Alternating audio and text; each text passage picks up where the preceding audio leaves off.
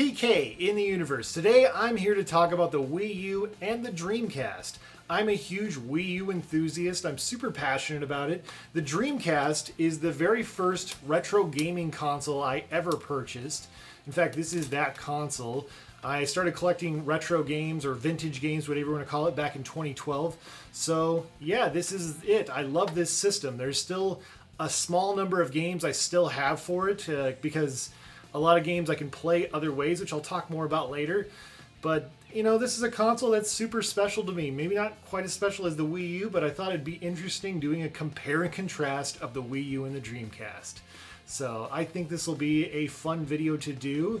And best of all, I probably won't have to worry about the things I did with the last video I made. I don't see people going to the Atari Age forums and trying to talk to the CEO of Sega Sammy about trying to get me to do an interview with their CEO to make sure that I like the console. But yeah, don't have to worry about that or any weird crazies. So I'm just joking, all jokes aside, but this should be a fun video to do because there's a lot I want to talk about. I love making conversational kind of videos like this, so let's get right to it. So what are the similarities? You know, oftentimes people say the Wii U is the Dreamcast of its generation, but is that true? And that's what I want to kind of explore by kind of just talking this out. They both utilize a screen and the controller. I remember there being a meme about this a long time ago where they said the Dreamcast had a screen and the controller before it was cool. They both had a shorter lifespan compared to their predecessor. They both took advantage of LED screen peripherals that played directly into the actual game and could be utilized with a said game.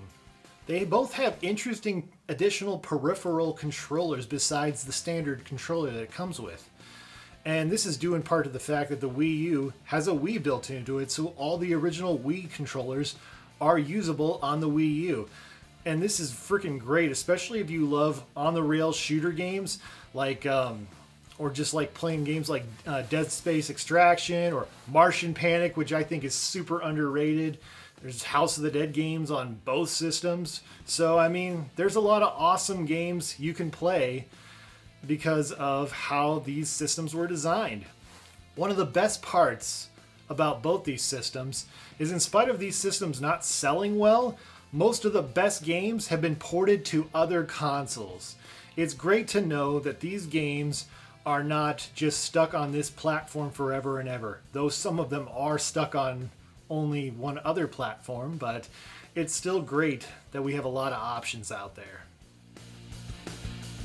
But what are the differences? Now, one of the big differences is how much power these systems have compared to their competitors. The Wii U was the weakest link in all of 8th gen. It was weaker than the Switch, weaker than the PS4, weaker than the Xbox One. Whereas the Sega Dreamcast, actually being the first system that came to that generation, just like the Wii U, was actually the third most powerful system of all four systems of the 6th gen. And that's because the PS2 was the weakest system, but obviously the PS2 won the war in spite of being the weakest system, just like the Wii did in 7th gen. The Dreamcast was Sega's swan song. This was the end of Sega, okay? Sega was no longer a home console maker after this. The same thing could have happened to Nintendo, but they did things differently this next time around. In fact, the Wii U was a step in a direction which created the Switch, which was a more financially successful system. Without the Wii U, the Nintendo Switch might not be what it is today. Both systems had a lot of great games, in fact, games that have been ported to other systems now, like I said before, but the Wii U had a lot more critically acclaimed games than the Dreamcast, and this could be a factor in Nintendo just has a high level of quality, and they, you know, obviously were all in, they were still doing well with the 3DS, but it also has the fact that, yeah, the Dreamcast was on their way out, this was their last chance, and also it was around twice as long as the Dreamcast, so I think that played a lot into why the Wii U had more critically acclaimed games. The Dreamcast had 248 games released in North America, in spite of not being around very, very long compared to the Wii U.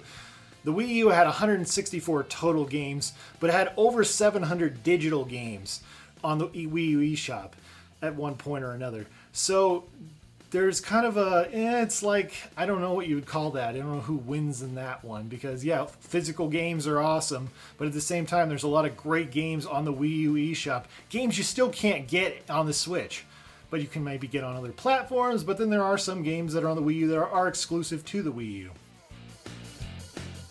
Overall, the conclusion I come to is the Wii U is not the Dreamcast of its generation. I think that dismisses how innovative the Dreamcast was. I mean, there was internet on it. So, online gaming on a console was finally a thing with the Dreamcast. That was fully realized. A game like Shenmue was just so groundbreaking at the time. Calling the Dreamcast might have been a financial failure, and but was super successful in some of the games and ideas that they brought out there.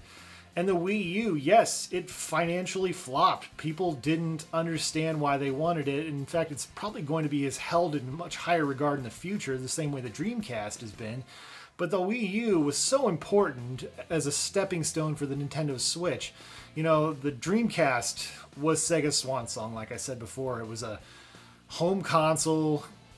A company was, dying basically, and then became a third-party dev and became more financially successful because of that, and that helped stabilize that company. Whereas with the Wii U, this was the beginning of something great. So, yes, I think in conclusion, the Wii U is not the Dreamcast of its generation. It's just not a really great comparison. So, anyways, I thought this was worth talking about and worth sharing. So what are your thoughts? Comment below. I'd love to hear what you have to say. Thank you guys so much for watching, and stay awesome in this universe. Thanks. Bye.